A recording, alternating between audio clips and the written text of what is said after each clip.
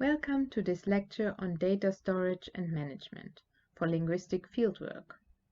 In this lecture, I would like to present some best practices and examples of how to store and organize your data.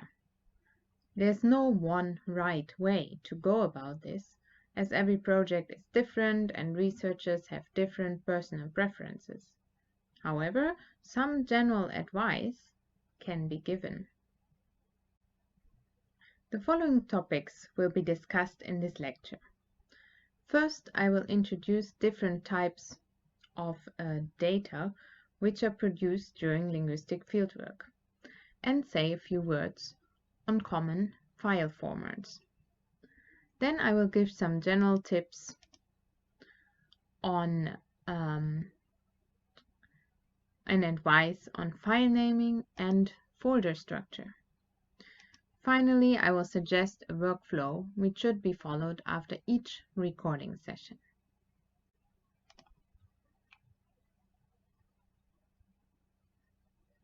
Okay, let's start with types of primary data. In the case of linguistic field research which makes use of audio and video recordings, these recordings made during fieldwork are the primary data. One can differentiate two types of primary data. First, the raw data, or we could also say the original data. These are the files which are produced by our cameras and audio recorders. Depending on the settings on those devices, different video and audio formats are generated. Always keep these raw data unchanged, never delete them or modify them without keeping a copy of the original. However, to work with our data, it might be possible to process them in various ways. One may need different video formats than produced by the camera, for example. To obtain those files, those formats, files can be converted. I will get to this again a bit later on with more detail. One may also need to extract the audio from the video file to obtain a separate audio file in a certain format. In some cases, one may want to merge several files into one or split a file. The files which result from conversion, merging, or splitting files, they can all be called processed data or working data, whatever you prefer. So files containing transcriptions and translations of recordings, they may also be counted into this category of working or processed data. So everything which is derived from the original data.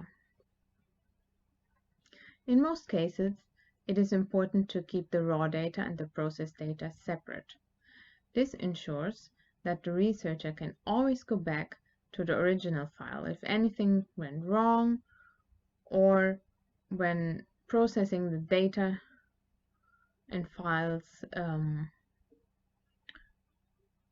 are lost or destroyed. So we can always get back to the original when we made a processing mistake. Now let's look at file formats in a bit more detail. Particular video cameras may produce files of different formats. Not all types of files can be used for transcription software like ELAN, for example, and not all file types can be archived in a language archive. MP4 files are generally accepted in archives and they can also be used with ELAN. If your camera does not produce files with MP4 format, then you will often need to convert the files produced by the camera into MP4 format. For audio files, the most widely usable format is WAV format, WAV. To convert files, you will usually need particular software. This can either be freeware available online or paid programs. In any case, if you can choose a device which produces directly MP4 and WAV format, Then this will save you processing time and efforts.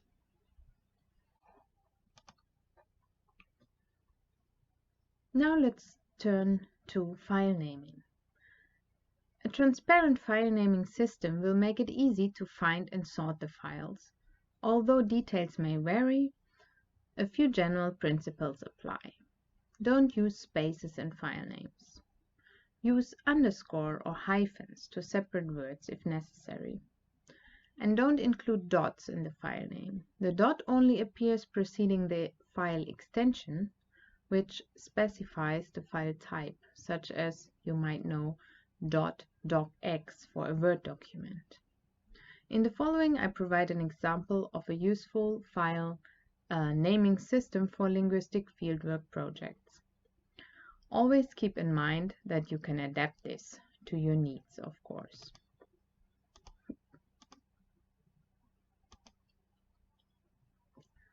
So first,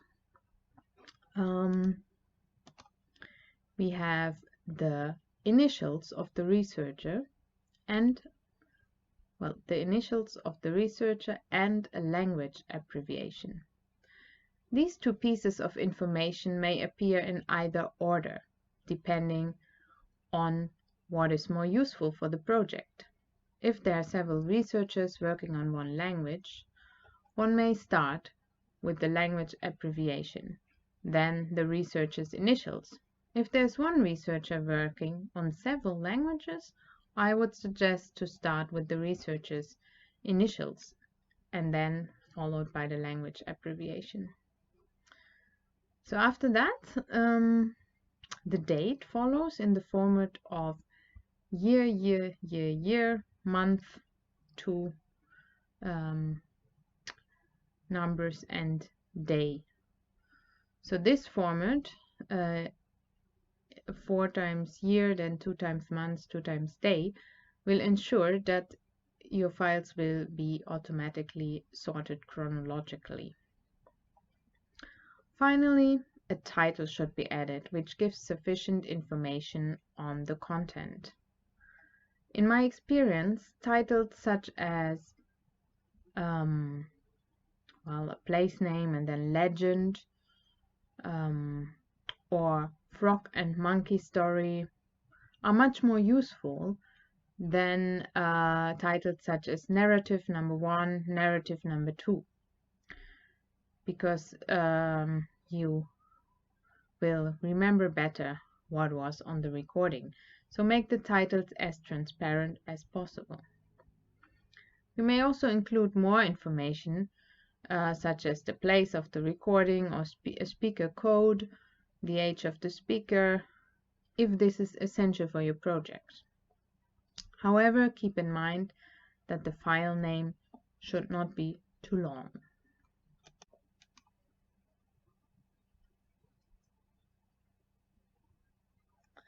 So in general, you create this file name for the original file, which was produced from the recording device.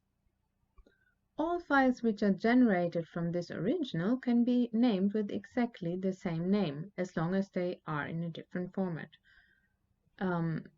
So they have a different extension, as you can see here. So these are the extensions, and they are all different, but the file name remains the same. In the raw data, I have MTS files, which are not usable for archiving and ELAN transcription, so that's why they are converted into an MP4. And then we have an extracted WAV file here, and some other files derived from those recordings.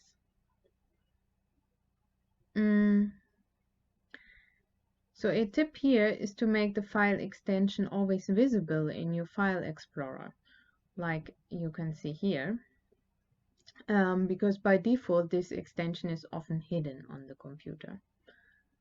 The advantage of naming all files which go back to one recording in the same way is that we can easily see that they belong together. If the format is not changed, but a file is, for example, split into 2, one may add something like 1_2 and 2_2 in the end of the file name, as I did here with the MTS file. So the camera produced two files because the recording got too long. So the first part is here and the second part is here.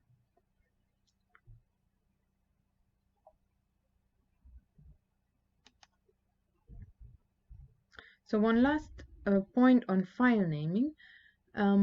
As explained in the lecture on how to make recordings, you should always create a backup recording with a different device. So how to name this recording, as it may have the same format as the main recording? I usually name my audio backup recordings with a different device, a bit different from the original.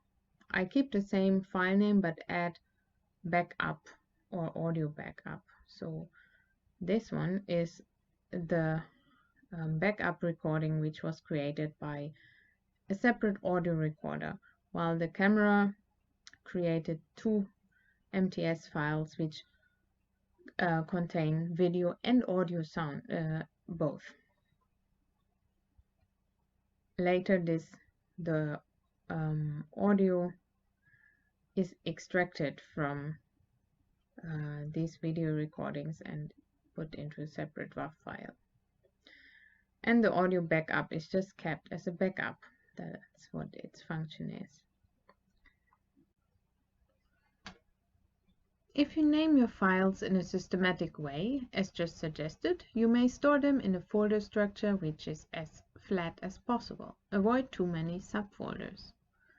However, I would strongly advise to keep raw and processed data always in separate folders, so 2 folders are the minimum. Within those 2 folders, there can be subfolders according to categories which are relevant to the project.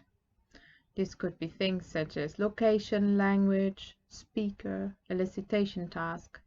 However, as some of this information is systematically included in the file names, it is not always necessary to create such particular subfolders. Here is an example of a folder structure. You can see that there are 2 main folders here, raw data and working data. Inside the raw data folder you have the recordings made by the camera, here in MTS format, and the recordings made by the backup device, here a WAV file.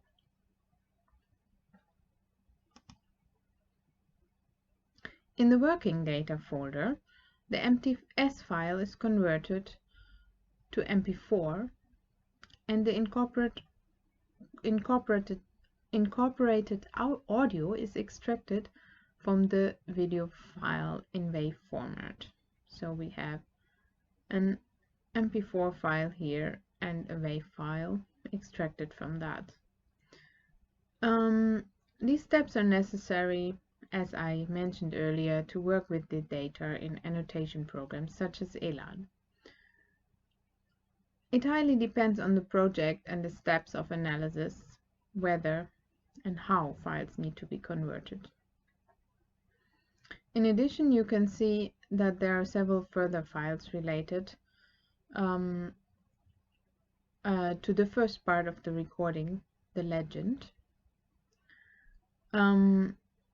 These are transcription files produced by software which was used to work with the recordings.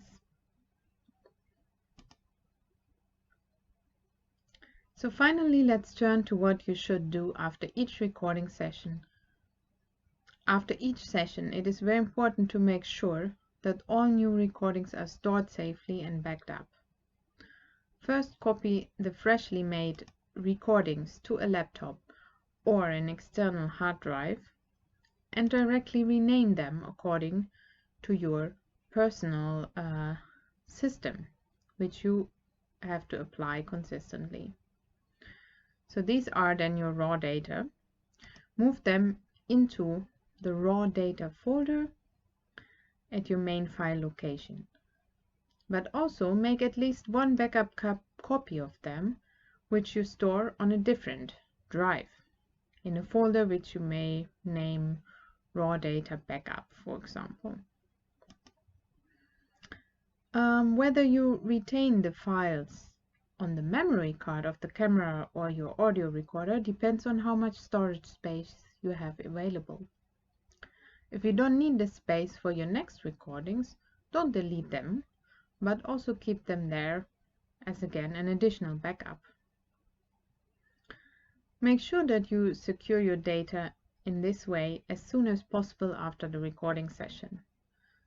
So next to making notes on metadata, it is essential to copy your files and store them safely and rename them directly after, well, basically on the same day of the recording, the same day as the recording is made.